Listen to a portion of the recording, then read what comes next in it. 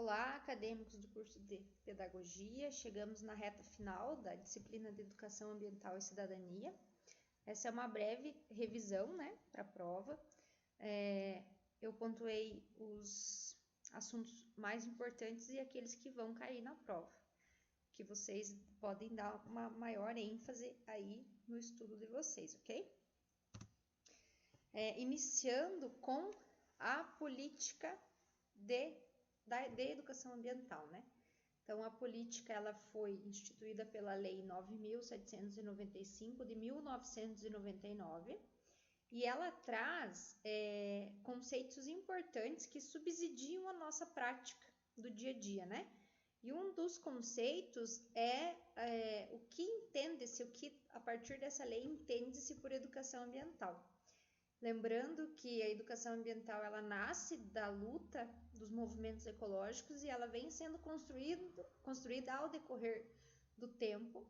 E quando essa lei foi publicada, muitas dúvidas que se tinham em relação à educação ambiental elas foram sanadas, como por exemplo a inserção da educação ambiental como disciplina, que a lei, mais para frente a gente vai ver que por essa lei, a educação ambiental ela só é inserida como disciplina no ensino superior. Então, dando continuidade à lei propriamente dita, entende-se por educação ambiental os processos por meio dos quais o indivíduo e a coletividade constroem valores sociais, conhecimentos, habilidades, atitudes e competências voltadas para a conservação do meio ambiente, bem de uso comum do povo, essencial à sadia qualidade de vida e sua sustentabilidade. Lembrando que essa questão ambiental ela já aparece na Constituição de 88, mas a educação ambiental mesmo ela vem sendo construída e ela vai aparecer com mais força a partir de 99. E no artigo 4, a lei coloca os princípios básicos da educação ambiental que nós, enquanto professores, precisamos saber para poder elaborar nossas práticas de educação ambiental. Então, os princípios básicos da educação ambiental são o enfoque humanista, holístico, democrático e participativo. Então, essa lei ela já traz esse viés mais crítico, mais socioambiental, Aquela educação ambiental formal, ingênua, ela já não está presente aqui na lei. A concepção do meio ambiente em sua totalidade, considerando a interdependência entre o meio natural, o socioeconômico e o cultural, sob o enfoque da sustentabilidade, traz também o conceito de sustentabilidade, o pluralismo de ideias e concepções pedagógicas na perspectiva da intermulti e transdisciplinaridade. A vinculação entre a ética, a educação, o trabalho e as práticas sociais, a garantia de continuidade e permanência do processo educativo, a permanente avaliação crítica do processo educativo, a abordagem articulada das questões ambientais locais, regionais, nacionais e globais, é um item muito importante que eu enfatizei bastante com vocês, que nós, enquanto professores, precisamos partir da realidade do aluno para daí poder elaborar um projeto e poder inserir essa prática, que aí sim ela vai ser significativa, A gente pode sim trazer contextos globais, mas a gente tem que partir da vivência dele. O reconhecimento e o respeito à pluralidade e à diversidade individual e cultural. O que nós não podemos deixar de lembrar é que a educação ambiental, por essência, ela é educação. Então, muitos dos pressupostos teóricos que a gente encontra na educação histórico-crítica, com viés histórico-crítico, a gente vai encontrar aqui na educação ambiental, porque ela não deixa de ser essa área do conhecimento e educação, mas ela é uma educação voltada para as questões ambientais e a nossa relação com o meio ambiente.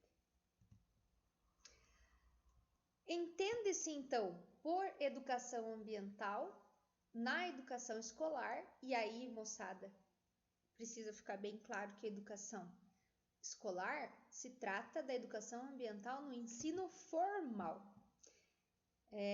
a desenvolvida no âmbito dos currículos das instituições de ensino públicas e privadas, englobando a educação básica, a educação infantil, o fundamental, o médio, superior, a educação especial, a educação profissional, a educação de jovens e adultos. Eu destaquei o superior porque a lei ela prevê somente na educação superior e em cursos de pós-graduação a inserção da educação ambiental como disciplina. Nos demais, ela precisa aparecer no PPP das escolas, ela precisa aparecer nos documentos que norteiam as escolas e todas as instituições, sejam de educação infantil, médio, o básico, mas ela precisa aparecer com uma característica transdisciplinar. Ela precisa estar inserida, a lei precisa estar citada nesses documentos, então vocês, futuros pedagogos que vão provavelmente participar aí do processo de elaboração de PPPs, vocês precisam saber que ela precisa estar, é lei, tem que estar presente, mas só no ensino superior que ela vai ser ofertada, então, como disciplina, e na pós-graduação também. Então, aqui só para evidenciar o que a lei ela discorre, que a educação ambiental não deve ser implantada como disciplina específica no currículo de ensino, somente naquela ocasião, né, naquela situação que eu falei para vocês. E a educação ambiental não formal, ela acontece? Ela pode acontecer? Onde que ela acontece? Eu posso participar? Então, de acordo com a lei, o artigo 13 traz que entende-se por educação ambiental não formal as ações e práticas educativas voltadas à sensibilização da coletividade sobre as questões ambientais e a sua organização e participação na defesa da qualidade do meio ambiente. Essa educação ambiental não formal ela vai acontecer em espaços públicos, através de projetos elaborados pela prefeitura, com apoio das secretarias do meio ambiente, né? Então, o poder público em níveis federal, estadual e municipal incentivará a difusão por intermédio dos meios de comunicação de massa em espaços nobres, de programas e campanhas educativas e de informações acerca de temas relacionados ao meio ambiente. É lei. Então, pessoal, quando vocês assistirem ali aos comerciais da Globo e vocês virem o Matheus Solano falando sobre os objetivos do desenvolvimento sustentável, é porque ele está sendo pago para fazer cumprir uma lei, que é a lei da educação ambiental, né? Não é porque a Globo é boazinha, enfim, é uma empresa que lucra, né? Então, ele aparece ali falando dos objetivos do desenvolvimento sustentável para incentivar, então, as práticas sustentáveis. A ampla participação da escola, da universidade e de organizações não governamentais na formulação e execução de programas e atividades vinculadas à educação ambiental não formal. Então, as universidades, as faculdades, elas podem sim elaborar projetos para desenvolver ações de educação ambiental fora do espaço escolar, numa comunidade, né, num assentamento, seja lá qual for, então, essa parte da sociedade que o projeto vai escolher para trabalhar, né? O projeto não, a instituição de ensino. A participação de empresas públicas e privadas no desenvolvimento de programas de educação ambiental em parceria com a escola, a universidade e as organizações não governamentais. A sensibilização da sociedade para a importância das unidades de conservação. A sensibilização ambiental das populações tradicionais ligadas à unidade de conservação, a sensibilização ambiental dos agricultores e o ecoturismo também fazem parte dessa educação ambiental não formal. Dando sequência à questão legal relacionados ao meio ambiente e que são, sim, objetos de estudo e objetos de desenvolvimento de práticas da educação ambiental, eu trago para vocês a Política Nacional de Resíduos Sólidos. Então, são as duas leis que vocês vão focar para estudar. A Política de Educação Ambiental, que institui, né, a educação ambiental, e a Política Nacional de Resíduos Sólidos. Essa política ela já é mais recente, é de 2010, né?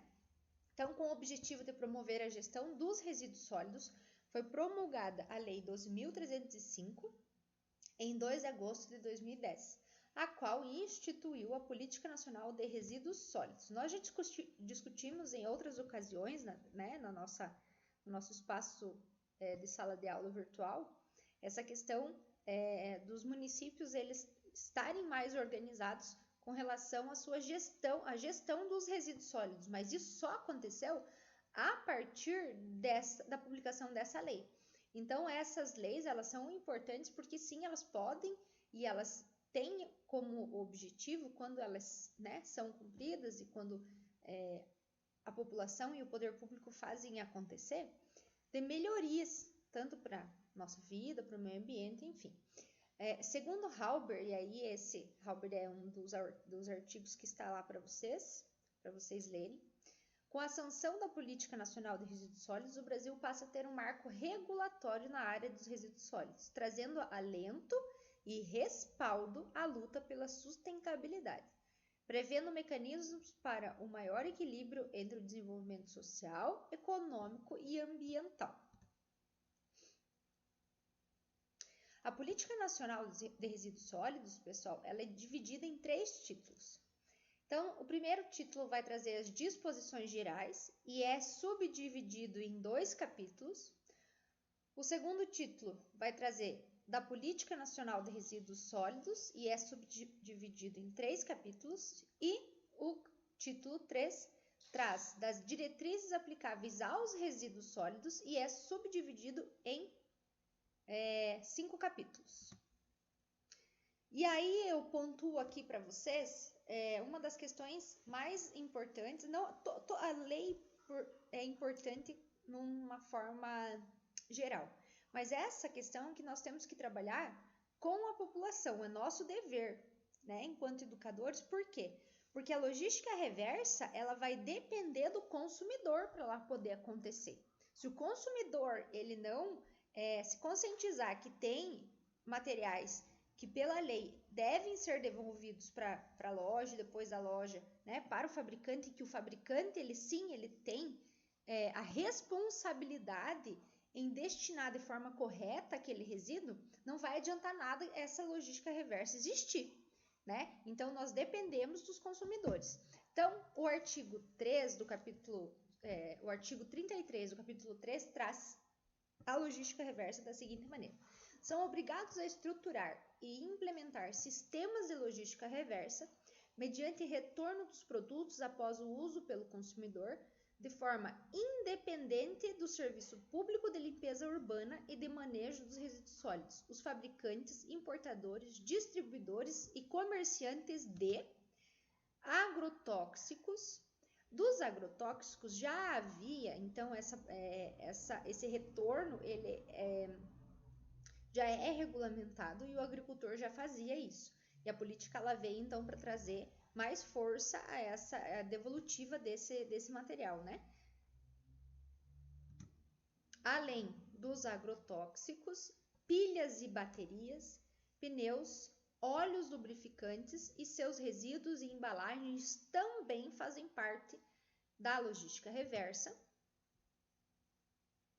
Lâmpadas fluorescentes de vapor de sódio e mercúrio e de luz mista. Produtos eletrônicos e seus componentes também são de responsabilidade dos fabricantes.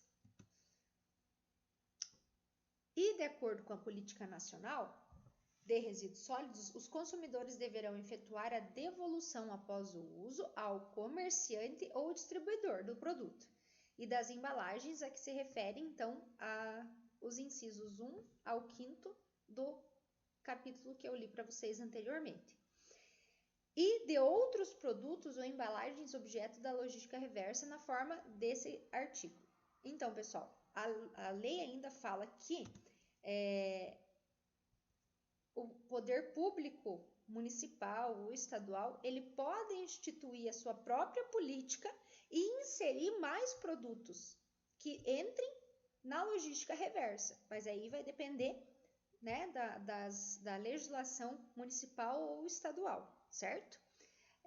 Então, para que vocês tenham mais clareza, onde que a educação ambiental entra nesse processo? Como eu falei para vocês, nesse processo de conscientizar essas crianças desde cedo a entenderem, a compreenderem o que é a logística reversa e a praticarem a logística reversa. Porque não adianta nada o poder público cobrar do fabricante, o fabricante apresentar um projeto de gestão ambiental para poder dar destino para esses produtos e o consumidor não fazer a parte dele devolvendo essas embalagens no devido lugar. E aí, além dessas leis, também trabalhamos, né, alguns conceitos que são importantes de serem trabalhados com as crianças, que é os conceitos de obsolescência programada e obsolescência perceptível. A obsolescência programada é quando há a redução proposital da vida útil do produto. Por quê? A lógica do capital é de acumular lucro, acumular capital. Esse é o sistema vigente na maioria dos países do mundo.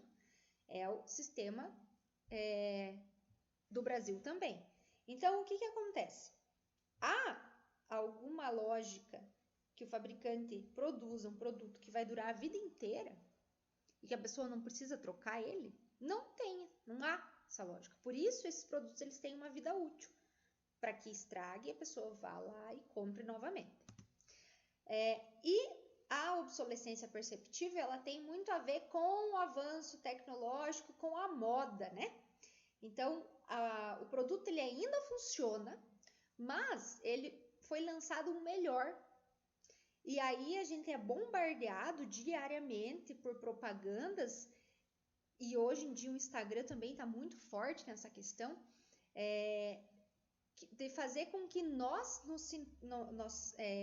a gente tenha que comprar, a gente se sinta na obrigação de comprar para estar dentro do padrão estabelecido pela sociedade, né? Então, não é, mas é culpa minha. Não, nós temos que ter em mente que diariamente a gente é bombardeado com informações para que isso ocorra, né?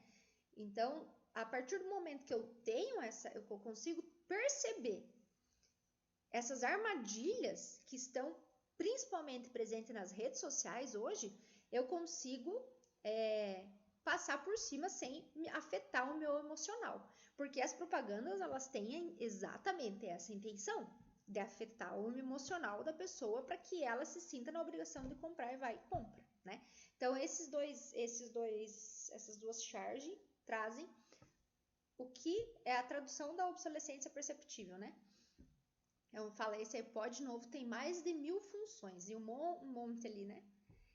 Principalmente o de pifar logo para eu lucrar. Então, vida útil, essa aqui da obsolescência programada, e a outra é sempre assim. No início ele fica encantado, basta aparecer um novo celular que somos descartados. E a outra charge sobre a obsolescência perceptível.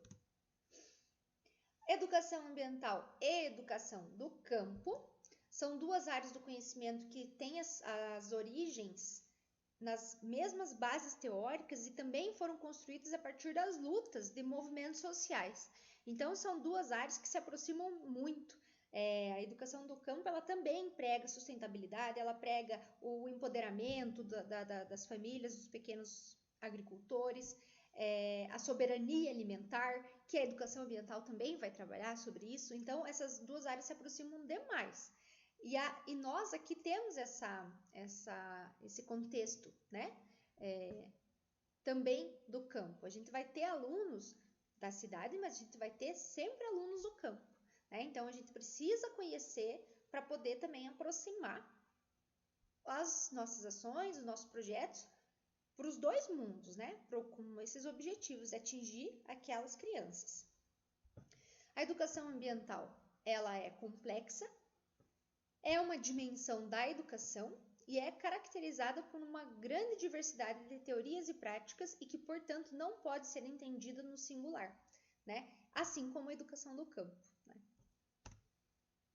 A educação ambiental e a educação infantil, nós vimos, então, que há aí uma defasagem no sentido de propor atividades com um viés socioambiental, com um viés mais crítico, na educação infantil, mas que nós precisamos ter em mente que essa faixa etária, de acordo com a autora que está lá no livro indicado para vocês, esses espaços, as creches e pré-escolas, são espaços privilegiados para aprender e ensinar. Porque aqui as crianças colhem suas primeiras sensações, suas primeiras impressões do viver. E quando eu consigo inserir esses conceitos de sustentabilidade, soberania alimentar, todos esses conceitos que a gente trabalhou, desde cedo a criança vai aprender. E aí ela pode começar a praticar, porque ela internalizou aqueles conceitos desde muito cedo, né? Então, como aprender a respeitar a natureza se as crianças não convivem com seus elementos é uma das perguntas que ela faz. Por quê? Como que hoje as creches e os prés estão organizados? A criança ela vai, se suja, ela tem contato com a natureza? Não tem, nós sabemos que não tem. Tudo é muito regrado, a criança tem hora para tudo e muito pouco tempo para ter sensações, para poder sentir o ambiente em sua volta, né? Então, como investir na produção de concepções educacionais e rotinas que se estruturem na contramão de uma tendência que é destrutiva? São questões que eu lanço aí para vocês refletirem sobre essas questões também. E aí, essa mesma autora, ela traz alguns pontos importantes e ela vai discutindo para poder não mudar totalmente a estrutura de uma creche, a estrutura de um pré, mas trazendo elementos para que a gente consiga ir inserindo, né? Para tendo essa mudança de comportamento. E as mudanças, os paradigmas para serem quebrados, eles levam décadas, não é de um dia para o outro. Mas a gente não pode desistir. Então, religando os seres humanos com a natureza, desconstruindo a cultura antropocêntrica, que vocês já sabem o que é essa cultura antropocêntrica, aconchegando o corpo na escola. As crianças são seres de natureza e simultaneamente seres de cultura, né? Aqui a gente já tem essa concepção de criança, né? Há anos atrás a gente nem isso tinha, né? Não tinha assim uma concepção da criança, não se estudava a criança era um mini adulto. As ecologias e o cuidar, as 3 ecologias e o cuidar, e desconstruir as velhas rotinas e inventar outras. Pessoal, então eu pontuei essas questões que para que não ficasse muito conteúdo para vocês. Eu selecionei, fiz um recorte de tudo que a gente trabalhou no bimestre, para vocês não terem muito conteúdo para estudar. O cronograma, né? As referências estão no cronograma, então busquem lá as referências, faça a leitura do material e coloquem questões no fórum, que aí um dia antes da prova eu vou abrir o fórum para responder se tiver algum questionamento, tudo bem? Muito obrigada e boa prova a todos!